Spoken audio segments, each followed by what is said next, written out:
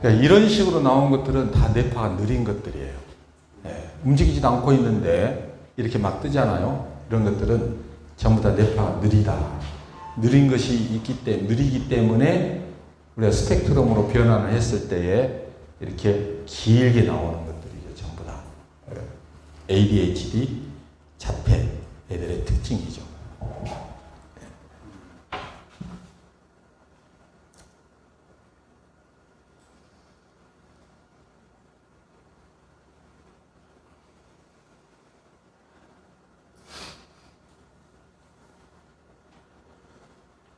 이제 요 경우 봐봅시다. 예, 이분은 74년생. 예. 74년생이면은 지금 45살이죠. 45살. 예, 45살인데, 45살이면은 몇 Hz입니까? 10. 예, 10Hz. 45살이니까 무조건 10Hz 나와야지 돼요. 예, 10Hz 나오느냐? 이제 그걸 보는 겁니다. 근데 요 데이터를 보니까 눈을 떴을 때 빨간색 강하게 나와 있어요. 눈을 감으니까 그건 싹 없어졌어. 그러면 요 빨갛게 뜨는 것은 뭐가 문제? 눈의 문제다 하는 것을 알 수가 있죠. 눈 감으니까 없어졌어요. 눈을 떴을 때는 있어. 그 얘기는 눈의 문제죠. 눈의 문제. 다른 거 아니에요.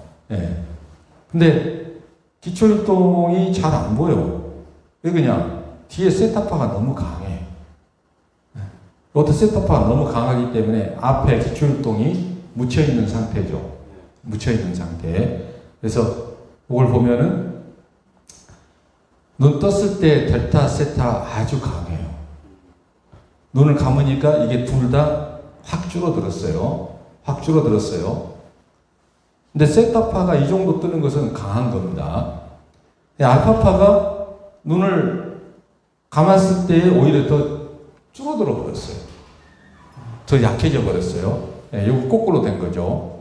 나머지 것들은 다 정상이에요. 그래서 기초율동을 보니까 이 사람이 5Hz, 세기가 5 값에서 출렁이고 있고, 출렁이고 있는 거죠. 그래서 뭐 조금 높지만 문제는 안 되겠다. 그죠. 여기를 보니까 우측에서 6Hz 제일 높아요. 6Hz 피크가 나옵니다. 그럼 이 사람 기초율동이 6Hz일까? 6Hz면은 이거 치매예요. 이 나이에 6Hz 나오면 이것은 무조건 치매거든요. 네. 근데 여기 보니까 10Hz 리듬이 나와요. 우측에서. 아, 기초율동은 10Hz구나. 그걸 알 수가 있습니다. 근데 좌측 뇌는 굉장히 약해. 굉장히 약해요. 그래서 피크가 어디가 있냐? 8Hz가 있어요. 8Hz가. 피크가. 네, 여기서 아마 8에서 10에서 찍었을 거라고. 8하고 10이 딱 나왔죠. 네. 좌측이 10Hz일 텐데 10Hz가 나오긴 나오지만은 약하게 나오고 있는 거죠. 좌측이 좀 불안정한 상태라는 것을 알 수가 있습니다. 대신 6Hz가 좌측에도 똑같이 존재하고 있고 여기 8Hz가 있습니다. 좌측 뇌가. 근데 우측에서 나오는 이 세타 리듬 15회나 발생이 됐어요.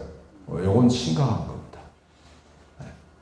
그래서 이렇게 여러분들이 이 연령대 45세예요. 45세 때부터서 제일 첫 번째 나타나는 노화 현상. 축두엽과 후두엽의 노화가 진행이 시작이 돼요. 본격적으로. 축두엽과 후두엽의 노화가 본격적으로 시작이 된다. 그 얘기는 뭔 얘기입니까? 청각 기능 떨어지고 시각이 노안이 나타나기 시작하는 것이죠. 그러니까 이 연령대가 굉장히 중요한 거예요. 근데 그 연령대에서 우측에서 세타 리듬이 6Hz 세타 리듬이 아주 강하게 나온다. 그 얘기는 우측 축두엽이 기능이 떨어지고 있다는 것을 알 수가 있습니다. 우측 축두엽이. 그래서 우측 축두엽의 기능이 떨어진다는 얘기는 우측 청각이 안 좋다. 그걸 알 수가 있죠. 네. 그렇게 연결을 지어야 돼요. 우측 축두엽이 문제가 있다. 축두엽 문제에서 우리가 그 사람이 느낄 수 있는 것은 뭐냐? 첫 번째가 청각이에요. 청각. 그래서 이명이 있거나 난청이 있거나 약청이 있거나 그 세 가지 문제가 딱 나타납니다. 세 가지 문제가.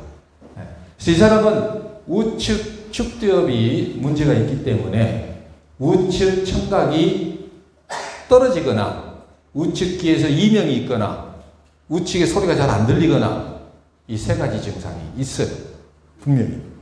그러면은 우측 축두엽, 우리 뇌에 대해서 얘기하는 거예요. 그냥 뇌에서. 축두엽하고 청각하고 무슨 관계가 있느냐? 청각 피질이 축두엽에 있기 때문에. 청각 피질이. 청각 피질이 축두엽에 있기 때문에. 근데 이게 왜 축두엽으로 보느냐? 왜 축두엽 보느냐? 나이 때문에 그렇습니다. 나이 때문에. 그때부터 노화가, 이거 지금 노화가 됐다는 얘기거든. 근데 노화가, 전두엽은 그 뒤에 노화가 이루어지거든. 전두엽 노화는 주파수를 딱 보면은 알아요. 기초혈당이 뚝 떨어지거든. 기초혈당이 뚝 떨어지고 알파파가 높아지면은 이건 전두엽 노화예요. 근데 이 사람은 알파파 세기가 정상이거든. 알파파 세기가 정상에다가 10Hz 리듬 나오고 있어. 전두엽 노화는 아니야. 근데 그렇다면은 이것은 축두엽밖에는 없어요. 네. 이 나이 축두엽이 노화가 빨리 진행되기 때문에. 네. 그래서 이 사람은 축두엽, 우측 축두엽 손상에 의해서 청력이 떨어지거나 계속 이명이 있거나 난청이 있을 수가 있겠구나. 이렇게 판단하는 겁니다. 그래서 물어봤죠. 우측귀 정상입니까? 소리 잘 들리세요? 우측의 청력의 이렇답니다. 우측 청력 손상. 네. 그러니까 우리는 그냥 순수하게 뇌파 신호만 가지고 축두엽 손상, 축두엽 노화라고 보고 그것도 우측이 강하게 나왔기 때문에 우측 축두엽에 문제가 있다라고 판단을 하고 뇌에 대한 얘기잖아요. 딴 얘기 다 아니다고. 뇌에 대한 얘기만 가지고 그걸 얘기한 거죠. 그러니까 이게 사이언스예요. 이게 사이언스. 순수하게 우리가 갖고 있는 기본적인 뇌에 대한 지식 가지고 설명을 딱 했는데 그게 딱 맞아떨어지는 거죠. 그래서 이 사람은 이제 치료할 수가 있느냐 없느냐. 병원에 가서 귀에 문제가 있다고 그럽니까? 물어봐야죠. 귀에 아무 문제 없다는데요. 그러면은 훈련으로 그것은 회복할 수가 있습니다. 왜? 뇌 문제니까. 우측 뇌를 언제 다치지 않았습니까? 물어봐야죠. 근데 남자들의 경우는요, 축두엽 손상이 이렇게 빨리 나타나는 경우는 첫 번째 원인이 뭔 줄 아세요? 네? 네? 축구요? 축구? 왜, 무슨 축구가 나와요? 헤딩? 술이에요, 술. 전부 술입니다. 네. 이건 술이에요, 술. 이 원인은 술입니다. 네. 그래서 이것은 술을 먹으면 안 됩니다. 아무리 술이 사랑스러워도 멀리 하세요. 멀리 하시라고. 안 그러면 이건 완전히 망가지는 거죠. 네. 그래서 술로 인해 가지고 더 심하게 망가진 거.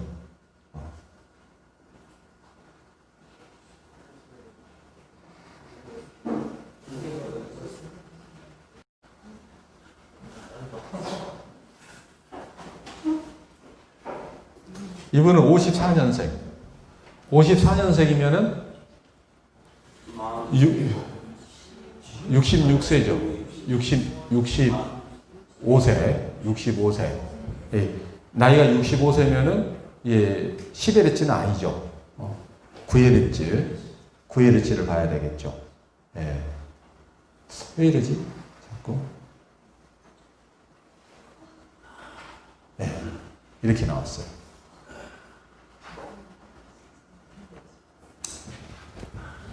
뒤에 뜬 것이 델타파 리듬이 아주 약해요. 근데 희한하게 베타파 쪽에서 강하게 나타나고 있어요. 베타파 쪽에서. 빠른 리듬이 강하다는 것을 알 수가 있습니다.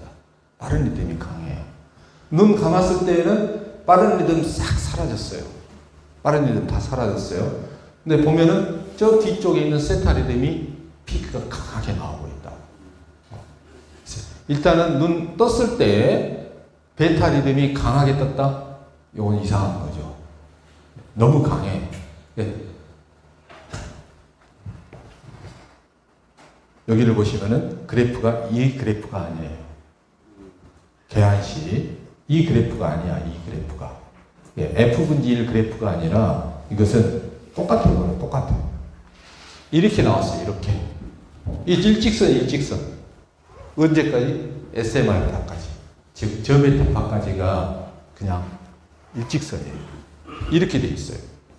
이건 비정상이죠. 비정상. 네. 이렇게 나오는 질병이 뭐냐? 파킨슨입니다.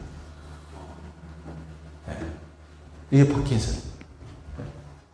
이렇게 나와버리거든. 예. 파킨슨 환자들의 특징이 뭐냐? 베타파가 강하게 나와요.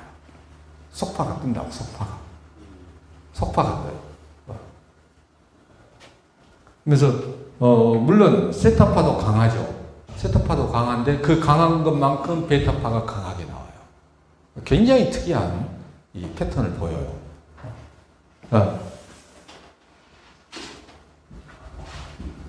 이런 건 진짜 희한한 뇌파거든요. 이렇게 베타파가 강하게 뜨는 것은 굉장히 보기 드문 뇌파입니다. 이건 완전 뇌에 심각한 문제가 있는 거죠. 네, 뇌에 심각한 문제가 있다. 근데 본인은 모르는 거예요. 전혀 몰라요. 왜? 병원에 가서 검사를 했더니 무슨 병인지 모르는 거예요. 병원에서. 네. 그래서 저는 이걸 어떻게 찾아냈느냐. 그러면은 일단은 제가 의심을 했죠. 아, 이건 파킨슨 병인데? 하고 제가 일단 의심을 하고 기초율동을 딱 봤어요. 그랬더니 9Hz를 찾아야 되잖아요. 이 사람 9Hz이기 때문에 9Hz에서 피크가 없어요. 근데 10Hz에서 피크가 나와요. 10Hz에서. 아, 이 사람 머리 좋은 사람이구나.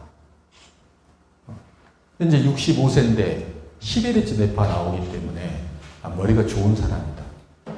그렇게 판단하는 거예요. 그리고 두 번째 피크를 보니까 8Hz 좌측 내에서 8Hz 나오고, 아니, 우측 내에서 7Hz가 딱 나와요. 우측 내에서. 우측 내에 7Hz? 이건 의심스러운 거죠. 우측 내 7Hz? 우측 내가 훨씬 빨개요. 좌측 내보다 훨씬 강하다고. 이 베타파 쪽이 훨씬 강해요. 그러면은, 아, 이 사람은 우측 내의 손상이다. 좌측 내도 상태가 좋지 않지만 우측 내가 훨씬 더 심각하다라고 보는 거죠. 그러면은 일단 제가 속으로 파킨슨이라고 판단을 내렸기 때문에 좌측 신체 보행에 문제가 없습니까? 라는 질문이 나가게 되죠. 네, 우측 내 손상으로 봤기 때문에. 왼발에 힘이 하나도 없다는 거예요. 왼발에 힘이 하나도 없습니다. 오른발하고 왼발은 어느 쪽에 힘이 없습니까? 왼발에도 힘이 없죠. 오른발보다 왼발에 훨씬 힘이 없습니다. 읽은 게 딱 맞는 거죠. 이게. 근데 우측 축두엽이 심각하게 손상됐습니다. 얘기를 한 거예요, 제가. 우측 축두엽 손상이 상당히 심각합니다. 그러면서 뭔 얘기를 하냐? 우측이 잘 들리세요? 이명이 상당히 심할 것 같은데요. 네, 맞습니다. 우측귀에서 완전히 그냥 쇳소리가 난다는 거죠. 이 리딩이 딱 정확하게 맞은 거죠. 당신 파킨슨입니다. 네, 술을 너무 많이 먹었네요. 이건 술로 인한 파킨슨병입니다. 그렇게 딱 얘기를 하는 거죠. 오늘부터 술 당장 한 방울도 안 마시고 끊으셔야 됩니다. 안 끊으면은 오래 못 갑니다. 엄청난 소리를 해버리는 거죠. 협박을 하는 거예요, 협박을. 안 그러면은 절대 훈련 안 하거든요. 파킨슨은 어디에 병이 생기는 겁니까? 네? 뭐가 망가지죠? 네? 아, 뇌라고 하시면 안 되죠. 네? 중뇌 흑질. 중뇌 흑질에서 나오는 것이 뭐죠? 도파민이 하는 역할. 네? 도파민이 하는 역할. 흑질의 그 영역을 우리가 뭐라고 보느냐. 거기서 도파민이 나오잖아요. 그게 중뇌 변형 영역이거든. 중뇌 변형 영역. 네? 이게 이 멘트럴 태그멘털 거기가 보상중추 중에 하나예요. 보상중추 중에. 보상중추가 뭐냐? 우리가 어떤 일을 해서 성취감을 느끼는 거. 어떤 일을 해냈어요. 그럼 우리가 굉장히 기쁜 희열을 느끼잖아요. 성취감도 느끼고. 그렇게 성취감을 느끼게 해주는 회로. 그게 바로 보상중추거든요. 그게 있기 때문에 우리가 도전을 하고 뭔 일을 달성하려고 노력을 하고 그러는 것이지, 그 보상중추가 없어버리면은요, 우리는 어떤 일을 했을 때에 만족감을 못 느끼게 됩니다. 만족감을 못 느껴요. 근데 흑질 영역이 그 기능을 하고 있는 것이거든. 그쪽 영역이. 그 도파민이라는 신경전달 물질이 바로 그러한 역할을 해주는 것인데, 그게 파괴됨으로써 그게 없어져요. 그럼 이 사람들은 보상 기능에 문제가 있는 겁니다. 보상 기능에가. 그래서 무슨 일을 하더라도 만족을 못해요. 항상 만족을 못하고 새로운 걸 계속 찾아나갑니다. 새로운 걸 계속 찾아요. 그래서 뭔 일을 하냐. 파킨슨병 환자들이요, 약을 제일 많이 먹어요. 뭐 7가지, 10가지 막 온갖 몸에 좋다고 하는 것들은 다 먹어요. 다 먹어. 신경안전제, 뭐 수면제, 무슨 건강식품, 보조식품들, 파킨슨 약도 먹지만 몽땅 먹습니다. 왜? 만족을 못해요, 그 사람들이. 보상중추에 문제가 생겼기 때문에. 그래서 그래요. 이 사람도 의심이 엄청 많아요. 그러니까 이미 이 정도까지 왔으면은요, 이미 20년 전에 발병이 한 거예요. 20년 전에 이미 그 증상이 나타났다고 봐야지 돼요. 40대 중후반에 이미 보행에 어려움이 이미 나타났는데, 그것을 자기는 신경계에 허리에 이상이 있는 걸로만 판단을 했을 가능성이 아주 큽니다. 그러니까 병원에 가서 내가 걷는 것이 조금 이렇게 이상합니다. 그러면은 정형외과나 그런 신경외과나 이런 데서는 허리만 봐버려요. 허리만. 실제로는 뇌에 문제가 생긴 건데 그건 안 봐버린 거죠. 제가 신경외과 가서 파킨슨 검사하세요. 이건 뇌에 문제가 있는 것이지 허리 문제 절대 아닙니다. 이거. 그러니까 제가 얘기한 증상이 자기한테 딱 맞아 떨어지니까 할 말이 없는 거죠. 그래서 지나친 알코올 섭취로 인한 뇌 손상. 그래서 파킨슨병 환자들이, 남자들의 경우는 술 때문에 오는 경우가 거의 대부분입니다. 그래서 이 사람이 그 대기업의 영업을 담당하는 분이었는데, 그러다 보니까 술을 엄청나게 먹어댄 거예요. 그래서 제가 20년 전에 이미 병은 나타났습니다. 그랬더니 40대 중반부터 걸을거리에 다리에 힘이 빠져가지고 계단 오르는 게 힘들었습니다. 그 얘기를 하더라고요. 그러니까 이 세타파가, 제가 세타파 하나 가지고 그 얘기를 한 거예요. 7Hz 우측 내에 7Hz 리듬. 7Hz 리듬이 없었으면은, 이게 없었으면 거기까지는 심각하다라는 얘기까지는 안 나오죠. 뇌파가 아까침처럼 그렇게 이상하게 나왔어도 세타파가 없다 그러면은 심각하게 안 봐요. 근데 세타파가 있기 때문에 심각하게 보는 거예요. 왜? 그만큼 뇌가 많이 파괴되게 되면 똑같은 일을 하더라도 훨씬 더 광범위한 뉴런들이, 더 많은 뉴런들이 힘을 합쳐야 돼요. 기능이 흑질 기능이 살아있으면 흑질에서만 일하면 끝나거든. 그러면은 그 해당 뉴런들이 거기서만 딱 작동해버리면 끝나기 때문에 일이 쉽죠. 즉, 뇌가 에너지 소비가 적어요. 에너지 소비가 적어요. 그런 것은 뇌파가 빨라요.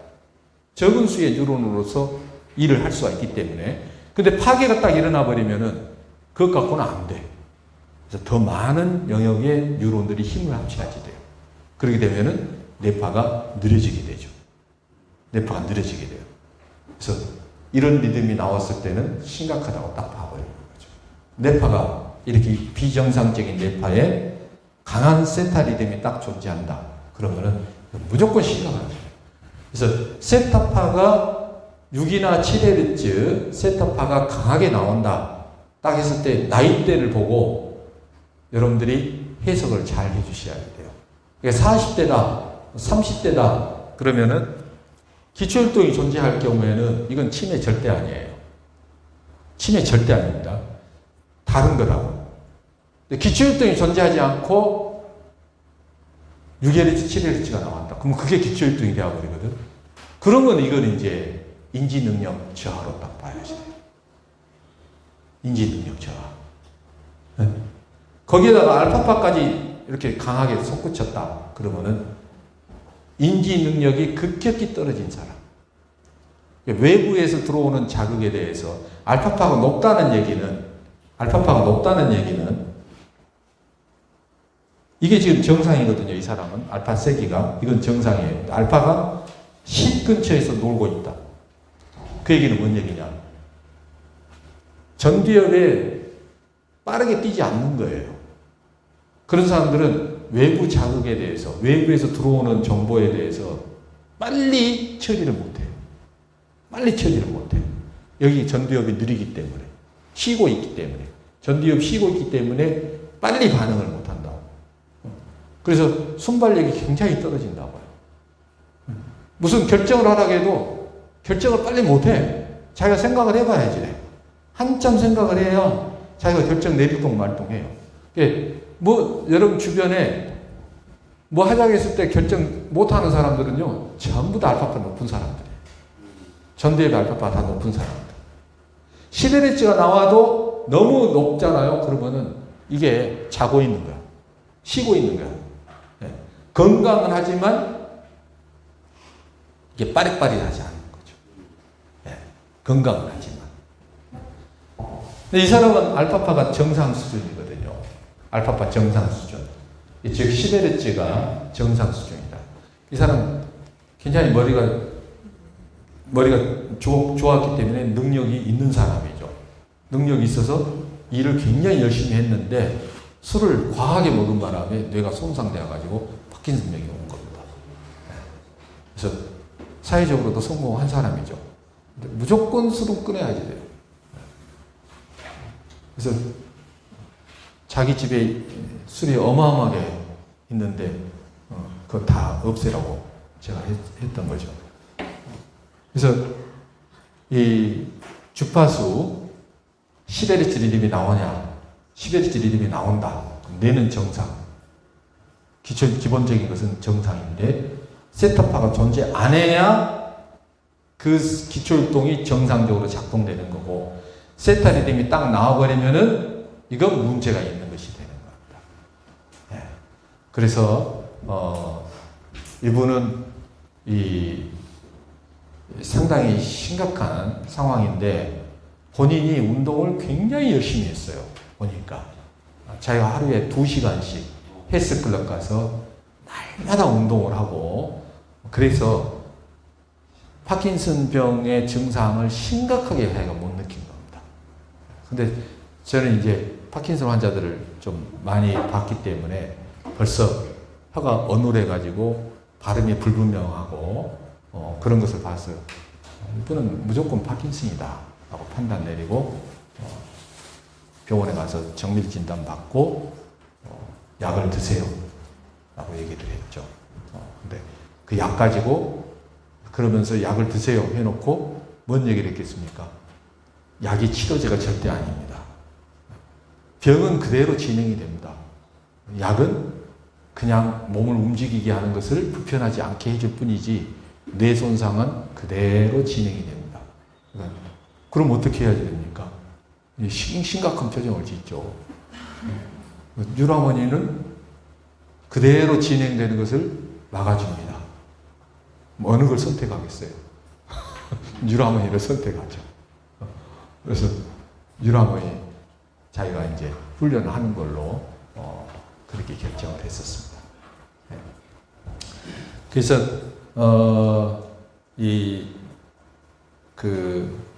우리가 BQ 해석을 할 때에 여러분들이 주파수를 찾는 것에 먼저 초점을 두셔야 되는 거고, 기초율동이 있느냐 없느냐, 그거 기초율동이 몇 Hz에서 나오느냐, 그걸 찾는 거.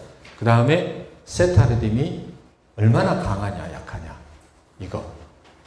그리고 나이에 따라 가지고 설명하는 것이 전혀 달라진다는 것이죠. 나이에 따라서. 그러니까 세타 리듬이 강해요. 6살, 5살.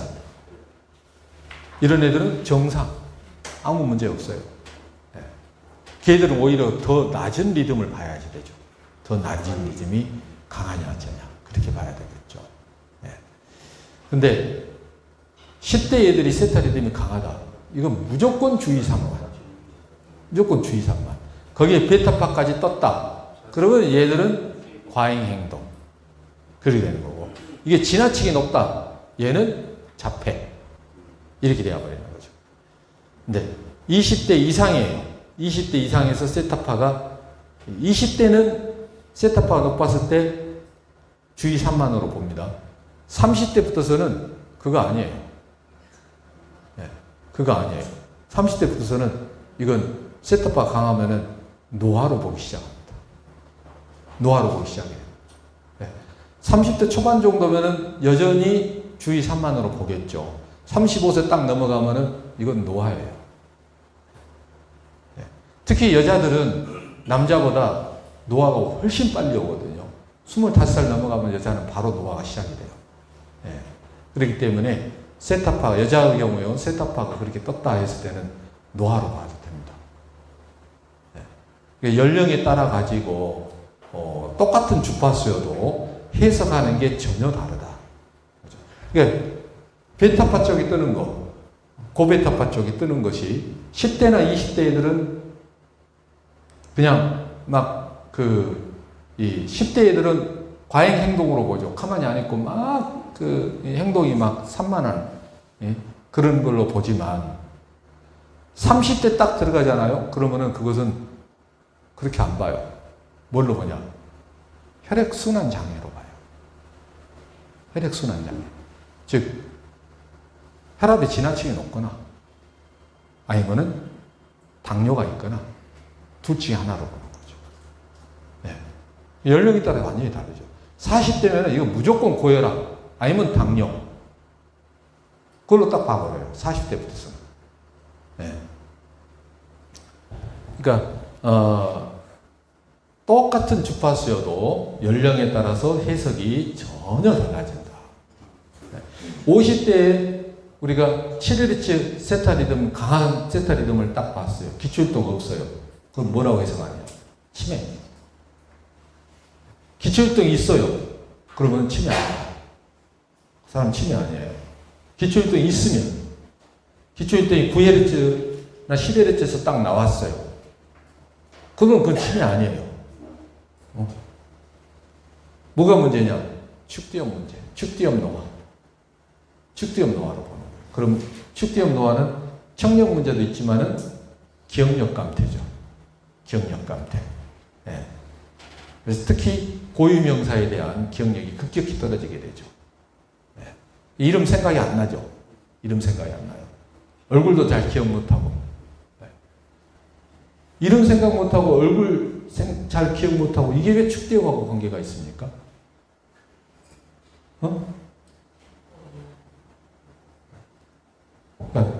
언어 기능 축디엄에가 있잖아요. 언어 기능. 해마 좌측 우측에 다 한 쌍씩 있거든. 얼굴 인지 시각 피질에서 IT 영역이 축디엄에가 있거든요. 얼굴 인지하는 기능이. 그렇기 때문에 축대염 노화는 그 증상들이 다 그렇게 나타나요. 예. 그러니까 우리 여러분들이 뇌파를 정확하게 해석하려면은 뇌에 대한 공부를 꼭 하셔야 된다는 거죠. 뇌에 대한 공부를. 예. 예, 그렇게 정리를 하시면 여러분들이 크게 어려움이 없을 겁니다. 그 이상에 대해서 막 얘기를 하신다는 것은 그건 지나친 거예요. 오히려 이상한 것이 돼요. 교과서에 없는 얘기들이거든. 교과서에. 고혈압인데 왜 속파가 빨라지느냐? 그것은 너무 당연해요. 이 혈압이 높기 때문에 여기 이쪽에서 그 신호가 잡히는 거죠. 압력이 세기 때문에 혈관이 팍팍 뛸 거 아니에요. 그래서 뇌파가 높이 떠버린다고. 당뇨는 왜 그러냐? 당이 혈액에 너무 많아. 뇌로 들어가는 당이 너무 과해. 그러게 되면은 뇌가 에너지 소비가 지나치게 높아지게 되니까 떠버린다고. 속파가 떠버린다고. 예. 그게 그렇게 그 생리적인 그런 문제점이 당연히 그렇게 될 수밖에 없어요, 뇌파가. 이건 사이언스. 이건 사이언스예요. 그러니까 여러분들이 항상 과학적으로 정확하게 설명이 가능한 것들에 대해서만 얘기를 하세요. 다른 것에 대해서 얘기하시는 것은 잘못된 겁니다. 이런 얘기들은 교과서에 다 나와 있는 얘기이기 때문에 그렇게 얘기하는 것이 전혀 문제가 없을 겁니다. 그건 굉장히 중요하죠. 그러니까 이제 우리 자기조절 지수, 그러니까 나머지 것들은 이렇게 자기조절 지수를 제외한 나머지 지수값들은 배경 뇌파 가지고 다 분석한 거예요. 그냥 멍 때리고 있을 때에 나온 뇌파 가지고 분석을 해서 뭐 어쩌다 저쩌다 얘기를 하는 건데 자기조절 지수만큼은 피드백을 걸어준 거거든. 휴식 훈련 모드로 1분 동안 시켜보고 주의력 훈련 모드로 1분을 시켜보고 집중력 훈련 모드로 1분을 시켜본 거예요. 그러니까 뇌가 멍 때리고 있는 상태가 아니라 뇌가 그 리듬에 맞춰서 자기를 조절하는 것을 한 거예요. 그 얘기는 마치 뭔 얘기냐면은 자, 걸어 다니세요. 시간을 재. 100m를 걷게 한다. 그냥 평소 자기가 걷는 걸음으로 걸었을 때 몇 분 걸리는지 100m. 그 다음에 좀 빨리 조금 달리면서 뛰세요. 또 시간 재고. 전력 질주해 보세요. 하고 시간 재고. 그렇게 해서 그 사람의 건강 상태를 체크하는 거죠. 그게 자기조절 지수랑 똑같은 겁니다. 그러니까 자기조절 지수는 뇌로 하여금 느리게 뛰게 하고 좀 더 빨리 뛰게 하고 아주 빨리 뛰게 해서 거기서 뇌가 스스로의 리듬을 어떻게 잘 조절하는가를 측정한 거예요. 그래서 전혀 다른 거라고. 전혀 다른 거. 정상적인 사람이라면은 할 때마다 점수가 다르게 나와요. 그게 정상. 그게 정상이에요. 네. 비정상적인 사람은 항상 낮은 점수가 낮게 나와요. 문제가 있는 사람은. 네. 그러니까 주의 산만인 애들은 보면은 주의력 점수가 한 10번 해봤다. 그러면 거의 한 7, 80%가 주의력 점수가 다 제하점을 나온다. 근데 정상적인 사람이다. 그러면 그 분포가 그렇게 안 나와요. 네. 막 달라진다고. 그건 정상. 특별하게 내가 그 리듬 조절하는데 큰 문제가 없다. 그 얘기거든. 네. 그러니까 우리가 건강검진을 하더라도 사실은 두 가지 검사를 해야지 됩니다. 제가 이제 한 번은 호흡을 못한 증상이 한 번 있었어요. 갑자기 아침에 일어났는데 숨을 못 쉬겠어요. 숨을 못 쉴 것 같아가지고 숨을 들이쉬기만 하면은 아주 요 가슴 쪽이 찢어질 듯이 아파가지고 숨을 못 쉬었어요. 그래가지고 이제 가슴은 안 움직이고 배로만 숨을 쉬었죠. 배만 움직이면은 숨을 쉴 수 있으니까 그렇게 하고 회사에 갔더니 이제 우리 회사에 이제 고문이 그때 있었는데 그 고문이 야 그거 아무래도 심장 이상이 있는 것 같으니까 심장 전문병원에 가자고 그래갖고 심장 전문병원에 이제 갔어요. 심장 전문병원에 갔는데 검사를 했는데 아무 이상이 없어요. 심장에 아무 이상이 없어요. 건강하다는 거예요. 근데 그 의사가 딱 뭐라 하냐면은 건강한 심장은 박동수가 측정할 때마다 바뀝니다. 그러는 거예요. 딱 고정되어 있지 않고 계속 바뀐다 이거죠. 건강한 사람은. 네. 그래서 그러면서 뭐라 하냐면은 러닝머신에서 달리기를 시킨다는 거예요. 그러니까 1차 검사는 그냥 심전도 검사만 하고 거기에서 문제가 없으면 그냥 패스. 근데 거기에서 이상이 나타났다 그러면은 실제로 러닝머신에서 달리기를 시켜가지고 심장 박동이 정상적으로 컨트롤 되나 안 되나를 본다는 거죠. 네. 그와 똑같은 거예요. 자기조절 지수가 바로 그 역할을 하는 겁니다. 그러니까 이 뇌가 서로 다른 빠르게 뛰고 느리게 뛰고 하는 조절을 정상적으로 하는가 그걸 보는 것이 바로 자기조절 지수예요. 그러니까 단순히 훈련 모드만을 결정하는 것이 아니라 뇌의 적응, 조절 능력 그걸 보는 겁니다. 그래서 굉장히 중요한 거예요. 복잡하지 않다는 거죠. 절대 해석이 복잡하지 않습니다. 네. 자, 그러면 이상 마치